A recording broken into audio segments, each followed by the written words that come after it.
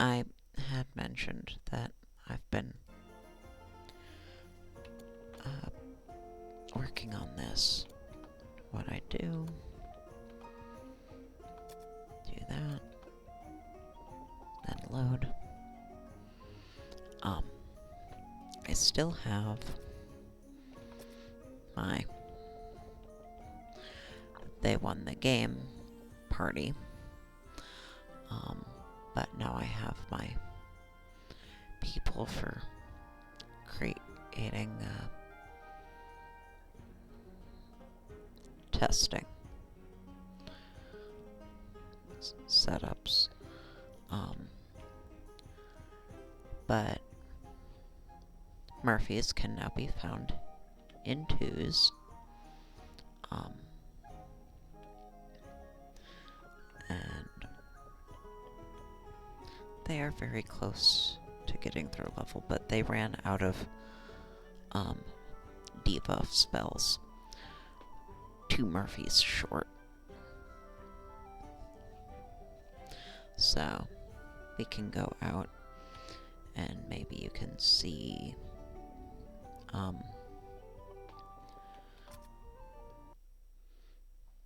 some of the tweaks that I didn't really have the opportunity to experience before when I had been playing, because my characters were more advanced. We start with our Morphic.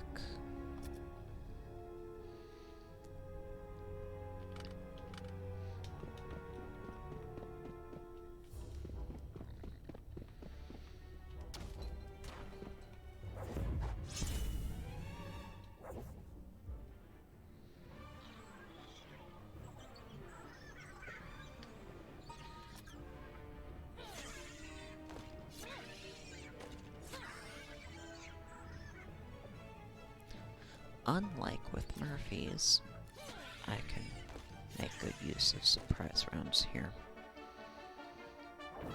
Because I have disabled the ability to cast during surprise rounds, meaning they can't cast at me either, means that that first round of mostly prep work can't be done with surprise rounds with the Murphys. Sometimes they'll hit anyway, which is nice, but really. Oh good, here we go. When we get to, it's like this, a party of 1 and a party of 1. And the routine is always the same. The first one does Bama2 until they're out of them. 1 per fight. They can actually stack. Morphics don't. I have tested that. Even if it's different casters, Morphics will not stack. But these will. I don't need them to. I cast 1 per fight. And then Morless. And 2 Diltos, if it's 2. If it's just 1, there'll be just a Morless and a Dilto. Get that +5 to their AC, making them easier enough to hit.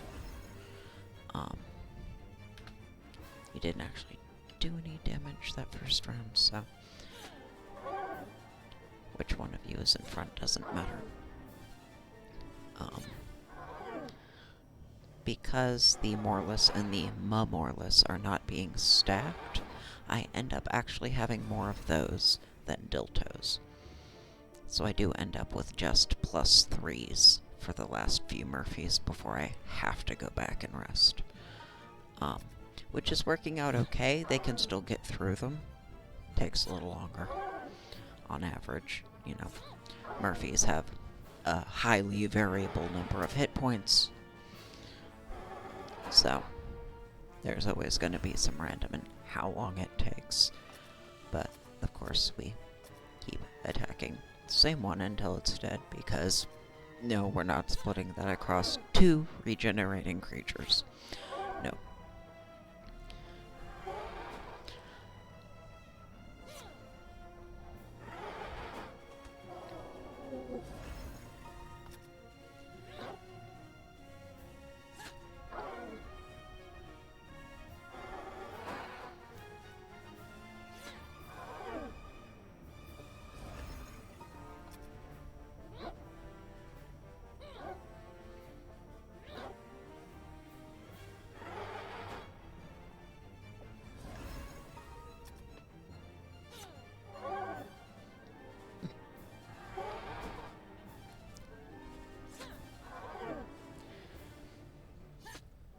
And yes, these are their first classes. Going through it for the first time. So I do need the buffs and debuffs, because they're just clerics. And clerics are not particularly good fighter types.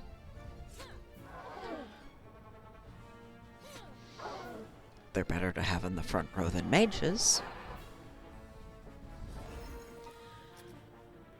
which is going to get complicated because they will hit level 13, get all their spells, and be ready to change to mages before the mages are done and are ready to change to clerics.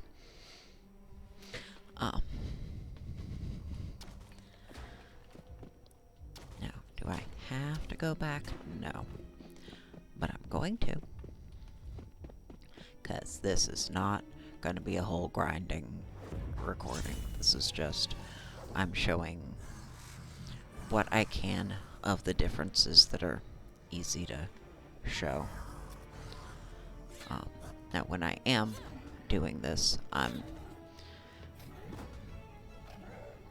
staying out until I have to go back, and then I'm done. I'm not like spending hours and hours and hours. I spend however long it takes for me to get through the mage's spells.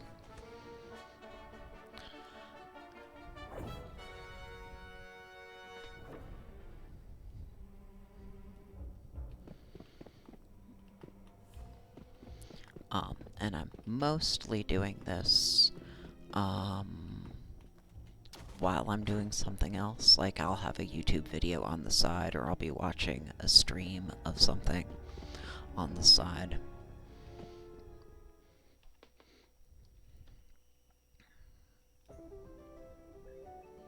And then be doing this. So, now, they just have this. I had read the update notes,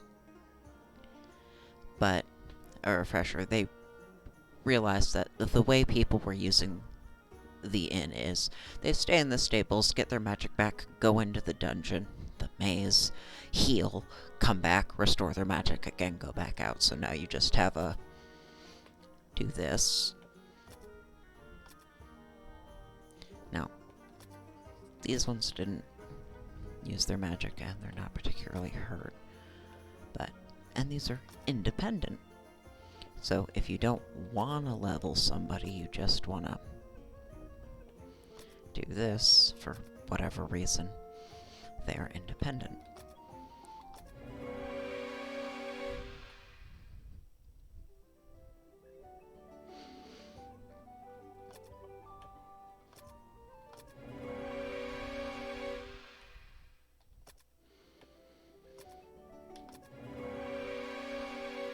Yeah, you were behind on spells.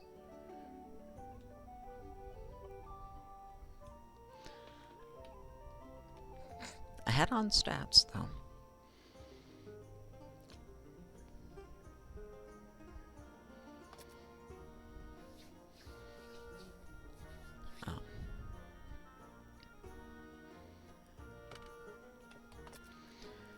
Let me actually... Okay, you're ahead by 1 there. And now they're even on spells. You're ahead on stats.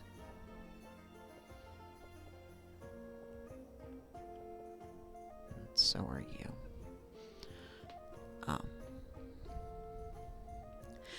With all of them, they started in the... I kept re-rolling until I got the 27, 28, or 29, or is it 26, 27, 28? I think it's 26 through 28.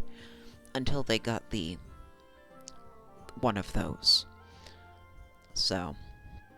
And the clerics, since I knew they were going to be in front,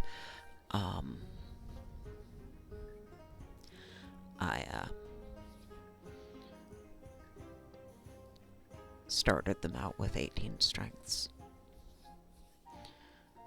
And their piety and vitality, and then worked on finishing their agility first, and then their intellect, because they're going to be, well, on the agility, and then I got luck to 10, because their luck was below 10, and then intellect, because they're going to be mages. So, the intellect, I would like to have 18 before they hit level 13. Because level 13, they get all their spells, and that is the one level I will scum until they get all their spells.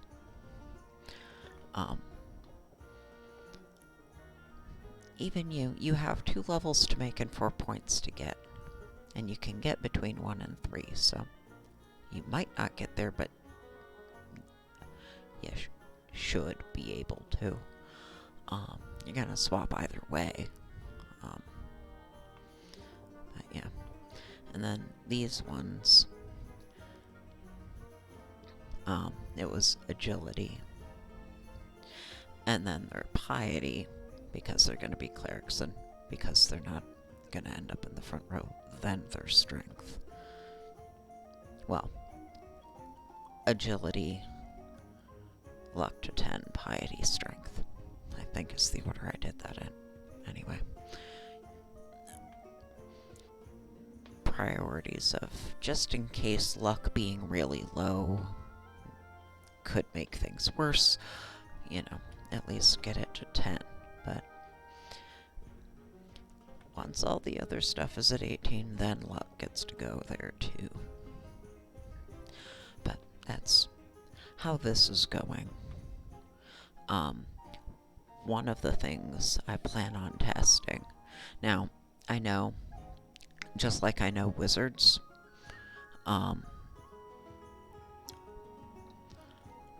aren't worth starting with and running with from the start.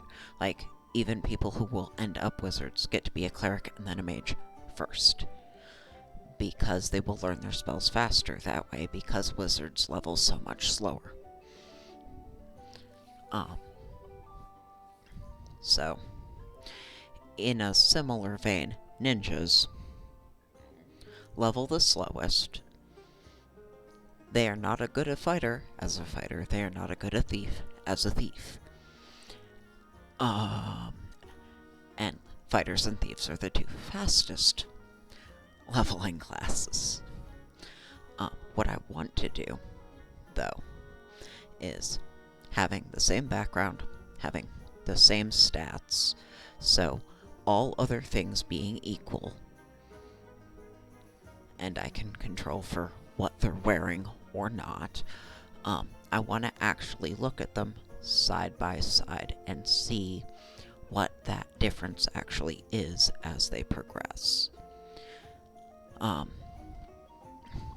The ninja will be a better substitute fighter, but I don't know by how much. Thieves will be better thieves, but I don't know by how much.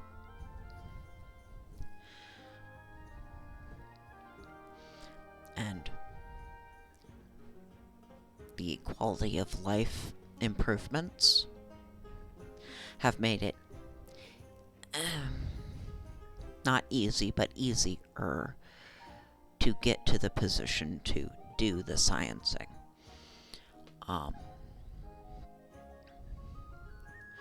But having done this grind many times, I'm taking it in increments. And they may get unique profile pictures once I actually know who they're going to be and what they're going to be testing. Right now I'm just getting a batch of testees ready.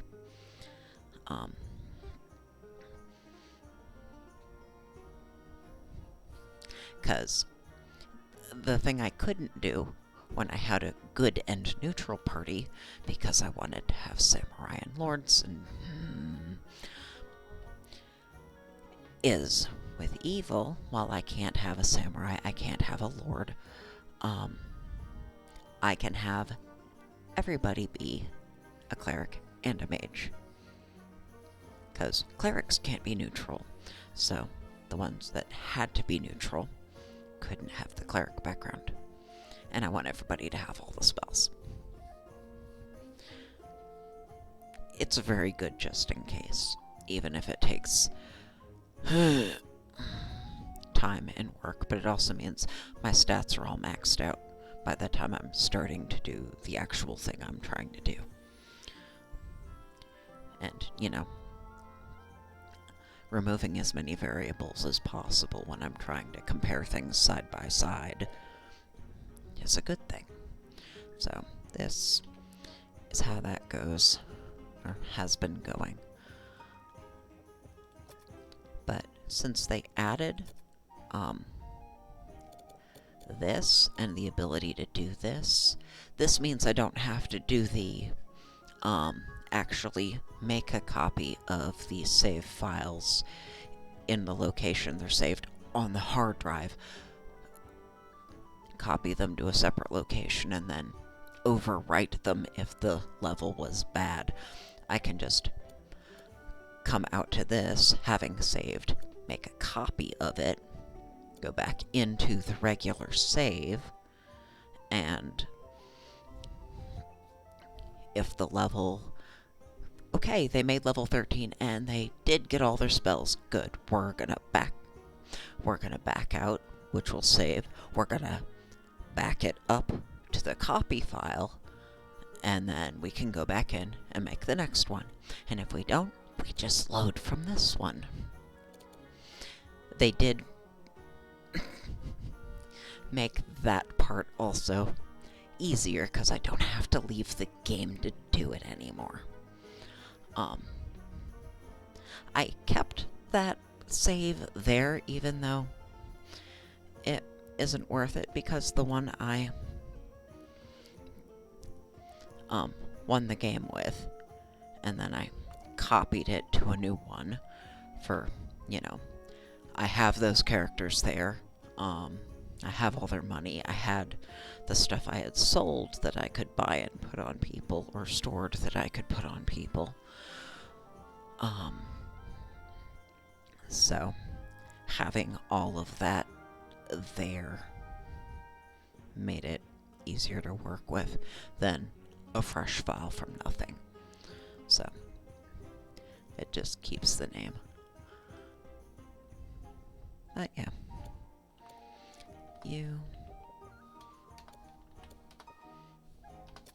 Voila.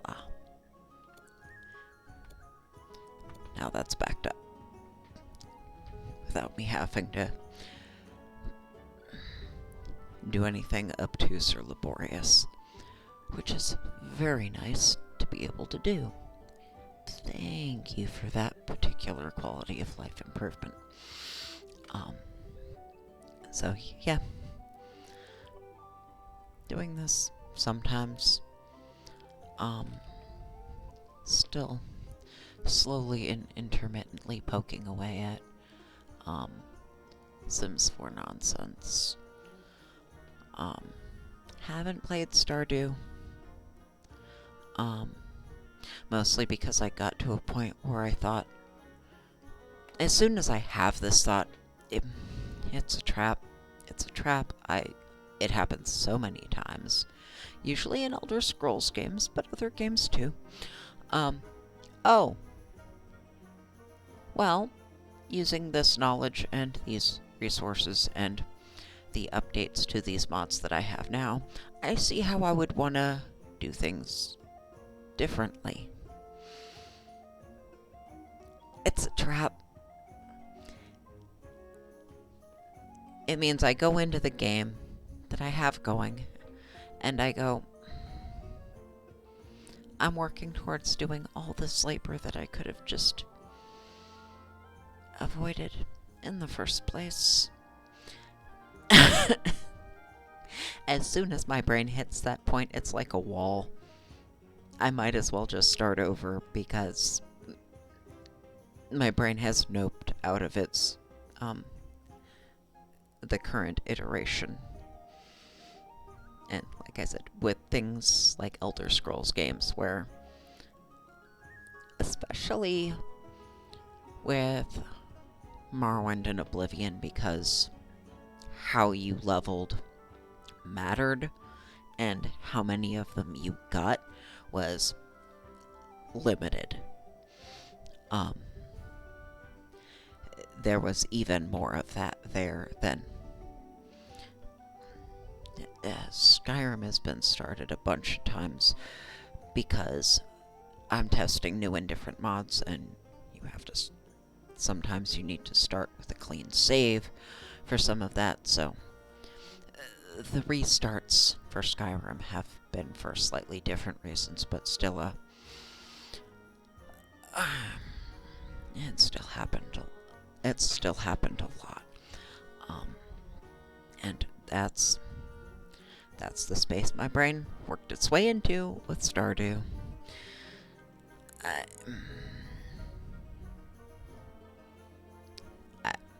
I may or may not figure out what I actually want to do there. I may find something else. I still don't have any particular ideas. I just started doing that because I hadn't played it in a couple of updates, and I knew there was new stuff for me to encounter.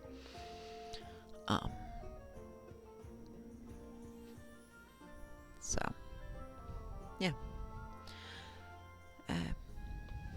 That's more than enough of an update for now.